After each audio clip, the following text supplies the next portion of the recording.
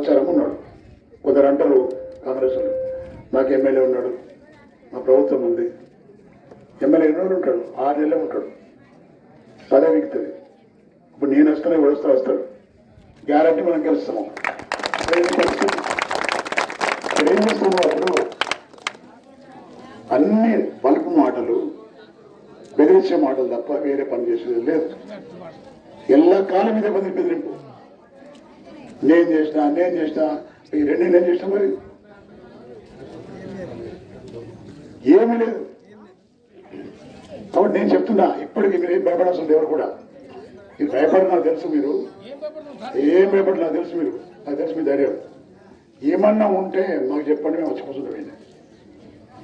అర్థమైందా? మీకు మేము అడ్డం ఉంటాం. మీకు ఏదన్నా మీకు పనిచేసే వ్యక్తులు మేము దయచేసి చెప్తున్నా, దయచేసి రవికుమార్ గుర్తు బ్యాట్ గుర్తు కొట్టేసి అత్యంత మేరతో గెలిపించాలని మనం వేస్తే చదువుకుంటున్నాం.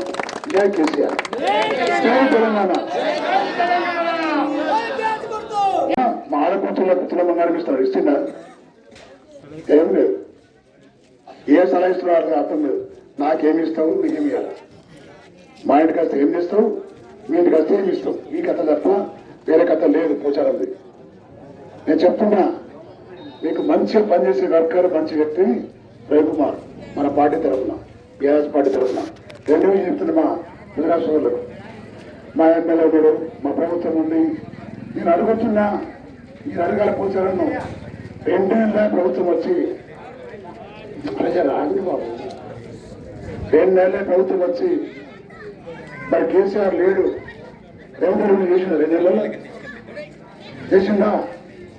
చేసిన ఏమన్నమ్మా మన పని చేసిన లక్షలు పడిచ్చిన కొడుకు ఎవరు ఇచ్చినప్పుడు కేసీఆర్ ఇచ్చింది. ఒకవేళ నేనే ఇచ్చిన అనుకో, ఇల్లు కానీ ఇంకేదన్నా మరి నువ్వు మరి ఇప్పుడు ఎందుకు మరి అప్పుడు ఇచ్చినప్పుడు ఇప్పుడు ఎందుకు ఇవ్వను? ఇప్పుడు నీకు శక్తి లేదు, రేవంత్ రెడ్డి దగ్గర దిక్కు లేవు, నీకు ఇయ్యాడు. అప్పుడు శక్తి ఉండే కేసీఆర్ దగ్గర, డబ్బులు ఉండే, నీకు ఇష్టం చేసినాం. నేను చేసిన నిజం కాదు. నువ్వు ఇంకోటి విషయం చెప్తున్నా, రేపు రవికుమార్ గెలిచినాక మనకు పోచారం వాళ్ళ తాతను గెలిచాడు, గట్టి మనిషి. పంపిణీ కొడుకున్న ఆరోగ్యం కావున బంగారం మీద కొడుకు అంటాడు, 40,000 పెన్షన్ మీద కొడుకు అంటాడు. మరి వాళ్ళ మనిషి అంటాడా? జీబుజులు తప్ప ఏమని అంటాడా? సార్ తప్ప ఏదో మాట్లాడే పరిస్థితుంది. మీకు రోడ్డు కావాలన్నా, మీకు ఇల్లు కావాలన్నా పోచారం చెప్తే ఇస్తాడు. బద్ద అంటే కథం ఇచ్చేది లేదు. అంటే కొడుకని చెప్పాలి, తండ్రిని చెప్పాలి. ఇక్కడ అట్లా కాదు, నేను చెప్పే అవసరం లేదు. రవికి ఏం చెప్తే చేస్తున్నాను. ఇంకోటి చెప్తాను మీ అందరూ కూడా, రేవంత్ రెడ్డి అనే వ్యక్తి ఎన్నికల ముందు ఏమిచ్చిండు హామీలు? ఏమిచ్చిండు? 4,000 రూపాయలు పెన్షన్ ఇస్తాడు. అవే 2,000 కేసీఆర్ 2,000 వస్తున్నాయి తప్ప 4,000 లేవు. ప్రతి ఇంట్లో 2,000 ఇస్తున్నాడు ఆడకూతులకు, అవి గతం లేవు. అదేవిధంగా తులం బంగారం ఇస్తున్నాడు, అవి దిక్కులేరు. 2 లక్షల రూపాయలు మార్పు చేస్తున్నాడు, అవి లేవు. ఏం చేస్తున్నాడు? పొద్దున్న లేచిన కేసీఆర్ నిట్టుడు, ఇంకా వేరే పని లేదు. ప్రజలకు వచ్చే వర్గాలు ఒకటి కూడా లేదు. కానీ కేవలం మరి అలాంటి వ్యక్తి మాటలు మాట్లాడుతుంటే ఆ మాట్లాడే వ్యక్తి పార్టీలో ఆయన రైతులకు రైతు బంధువులు చేయమంటుండా? చేయమాడు. నాకు పైసలు సరిపోయాయి, నా 10 గుంటలు సరిపోయాయి, నాకు హోదా ఉంటే సరిపోయాయి. అమ్మ జరగబోయే ఇవాళ వాడు చెప్తున్నా మీ అందరికీ కూడా, గతంలో 15 ఏళ్ల క్రితం నేను ఎమ్మెల్యే ఉంటే ప్రాంతంలో ఎవరైనా బెదిరించినా, నేను కేసులు పెట్టినా, ఎవరన్నా ఇబ్బంది పెట్టినా, మనం 15 ఏళ్ళ తర్వాత ఇవే కథలు మళ్ళా ఈ ప్రాంతంలో చేసే తక్క బెదిరించలేక ఈ ప్రాంతంలో. ఇంకోటి ఏంటంటే బీఆర్ఎస్ పార్టీలో ఉండే, కేసీఆర్ పార్టీలో ఉండే ఎవరు? పోచారం శ్రీనివాస్ రెడ్డి ఉన్నప్పుడు ఈ 10 ఏళ్ళు, 5 ఏళ్ళేమో వ్యవసాయ శాఖ మంత్రిగా ఉండే, 5 ఏళ్ళు స్పీకర్. 6 నెలల తర్వాత 11 పోచారంది పోతుంది. 6 నెలల తర్వాత ఎమ్మెల్యే పదవి పోతుంది. అప్పుడు ఏం చేస్తున్నాడు ఆయన? చేస్తాడు ఏమన్నా? మా అధికారం ఉంది, మా ఎమ్మెల్యే ఉన్నాడు, మేము చేస్తాము. ఏం చేస్తాను? పోనీ 2 నెలలు ఏం చేసినా చెప్పు నాకు. 2 నెలల కాంగ్రెస్ ప్రభుత్వం వచ్చి ఏం చేసినాం? రూపాయి ఇచ్చిన కొడుకుల్లో నువ్వు చేసినావా? 2 నెలల కింద పనులు తప్ప కొత్త పని ఏమీ లేదు. మళ్ళీ మాటలతో 2 నెలలు నడిచిపోయినాయి. ఇవాళ మనం గెలిస్తే మన ధైర్యం ఉంటే ఫైట్ చేస్తాం. మనం కొడక 2000 4000 అంటాం. మనం తులం మంది అనిపించిన కదా అంటాడు రవి గెలిస్తే. రవి గెలిస్తే కొట్లాడతాడు. ఎవరికి మేమున్నాం, మేము ఇవాళ పారిపోతాడు ఎమ్మెల్యే. మనం ఆ రోజుల్లో కేసీఆర్ హయాంలో ₹1,00,000 మాఫీ చేస్తాం. 70,000 ఇస్తాం. మనం 30,000 కింద వెంబడవాళ్ళే కొంతమంది. 30,000 20,000 2 లక్షలు ఏమి మరి? బంగారం ఏది మరి? 4,000 ఏమి అడగద్దా మనం? భయపడిచ్చుడు పోలీసులకు ఎప్పుడు కేసులు పెట్టుకోండి పడేసాడు. ఇదే పనేగా, ఇలాగా ఇదే పనే. భయం లేకుండా ఉండాలా? మేము ఉన్నాం. ఎప్పుడంటప్పుడు మేము వస్తాం. దయచేసి చెప్తున్నా, ఫస్ట్ ఈయన గెలిపింది మీరు. ఈయన అయినంత పాటు వార్డు మెంబర్ గెలిపింది. గెలిచిన తర్వాత సగం పని రవి చేస్తారు. ఓకే, ధన్యవాదాలు. జై కేసీఆర్. జాతి గుర్తుకే మన ఓటు, రవికుమార్కే మన ఓటు. ధన్యవాదాలు. ముందుకు నాడు అంత ముందుకు నాడు.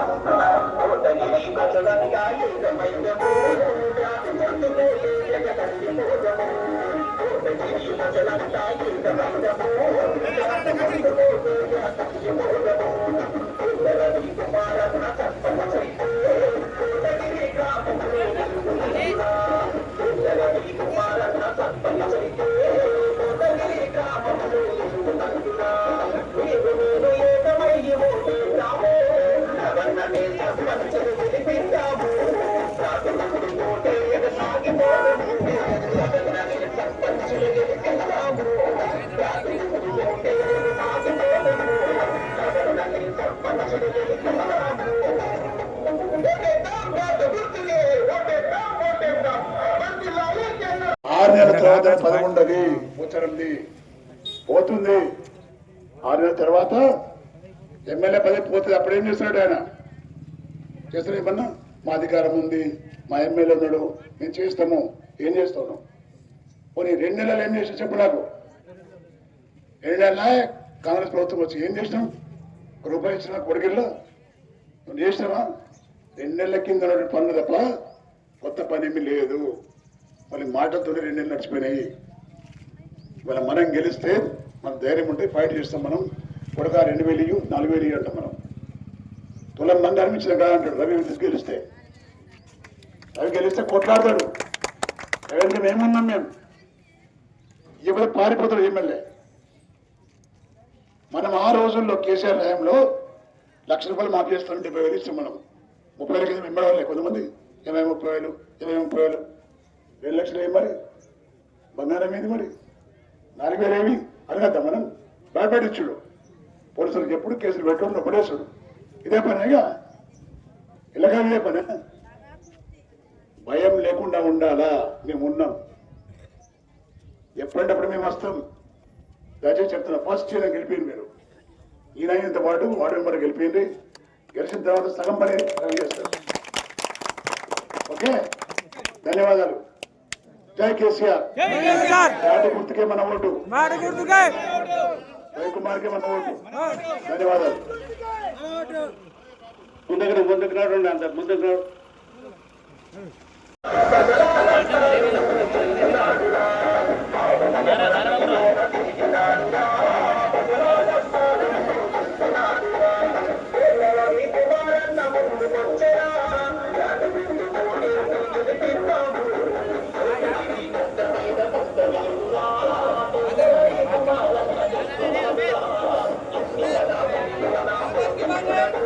चलो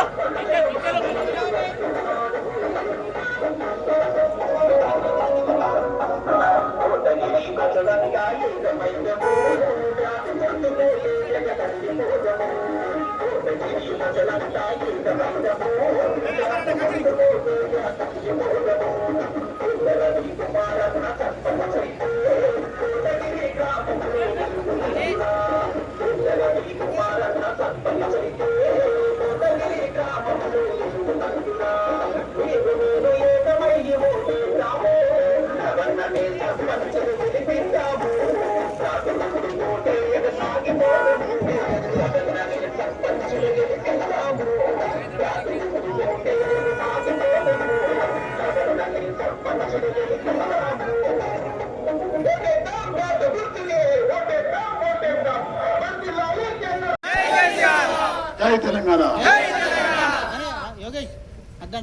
ఈరోజు కోటగిరి మండల కేంద్రంలో గ్రామ పంచాయతీ ఎన్నికల్లో భాగంగా జరుగుతున్నటువంటి సందర్భంలో కోటగిరి మండల హెడ్ క్వార్టర్లో బీఆర్ఎస్ పార్టీ తరఫున పోటీ చేస్తున్నటువంటి సోదరుడు తేళ్ల రవికుమార్ గారు, అదేవిధంగా సోదరుడు హనుమంతులు శ్రీనివాసరావు గారు, శ్రీనివాస్ గారు, ఎక్స్ఎంపీ గారు, ఇంకా ఉన్నటువంటి నాయకులు, కోటగిరి మండల నాయకులు, బీఆర్ఎస్ పార్టీ నాయకులు, మా కిషన్, జెడ్పీటీసీ, అదేవిధంగా మారుతి, ఇంకా కోటగిరి గ్రామ ప్రజలకు, మా అక్కలకు, మా చెల్లెళ్లకు, మా అన్నలకు, మా తమ్ముళ్లకు అందరికీ నాకు నమస్కారం, ధన్యవాదాలు తెలియజేస్తున్నాం. గత 15 సంవత్సరాల క్రితం ఈ ప్రాంతంలో ఎమ్మెల్యే ఉండి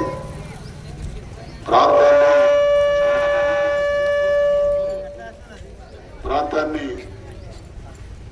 5 ఏళ్లలో డెవలప్ చేసి ఓడిపోయిన తర్వాత నిజామాబాద్ రోడ్కి వెళ్ళిపోయిన తర్వాత అక్కడ మనకు డెవలప్ చేయడం జరిగింది. కానీ ఈ మధ్యలో ఎప్పుడు రావడం కుదరలేదు.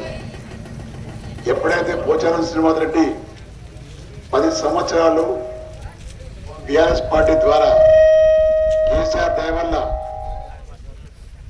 1 సంవత్సరం, ఒక 5 ఏళ్ళు వ్యవసాయ శాఖ మంత్రిగా, మరో 5 ఏళ్ళు అసెంబ్లీ స్పీకర్గా అయ్యి ఈ ప్రాంతాన్ని కేసీఆర్ దయ వల్ల 12,000 పేదల ఇల్లు మంజూరు చేసిన సందర్భంలో మిగతా డెవలప్మెంట్ ఏది జరిగిందో కేసీఆర్ పుణ్యమా అని, కేసీఆర్ దయ వల్ల ఈ ప్రాంతం డెవలప్ జరిగింది. ఆ తర్వాత మోసం చేసి, తల్లిని మోసం చేసి బీఆర్ఎస్ పార్టీకి విధానం పెట్టి, ఎప్పుడైతే తన సంపదను కాపాడుకోవడానికి, తన పదవిని కాపాడుకోవడానికి, తన పెద్దరికం కాపాడుకోవడానికి, తన అధికారం కాపాడుకోవడానికి మరి ఆయన నిస్సిగ్గుగా పార్టీ మారి కాంగ్రెస్ పార్టీ చేరిన తర్వాత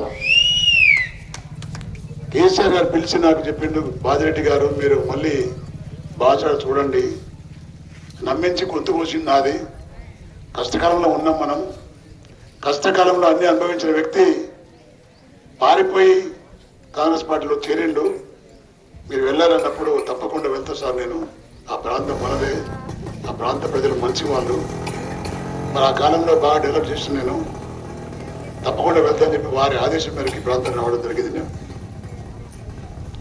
వచ్చిన తర్వాత చూస్తున్నాను, మరి ఎప్పుడైతే గ్రామ పంచాయతీ ఎలక్షన్లు వచ్చిన తర్వాత గ్రామాలలో కొంతమంది నిలబెట్టిండు, కాంగ్రెస్ పార్టీ ద్వారా గ్రామాల్లో సర్పంచులుగా కొంతమంది నిలబెట్టిండు.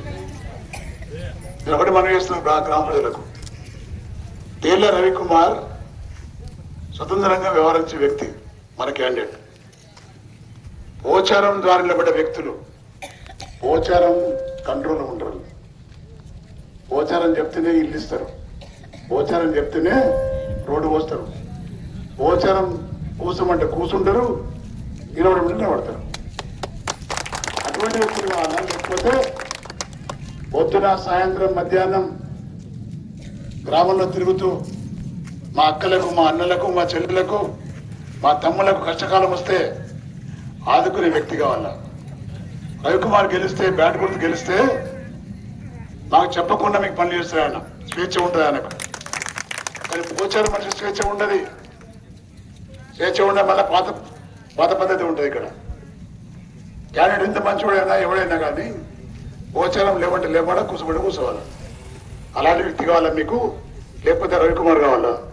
తెలుసుకోవాలి. మనం ఏం తక్కువ చేసినాం? మనం టీఆర్ఎస్ పార్టీ ఏం తక్కువ చేసింది? కేసీఆర్ ఎంత తక్కువ చేసింది నీకు? ఇవాళ నువ్వు హామీ ఇచ్చినావు,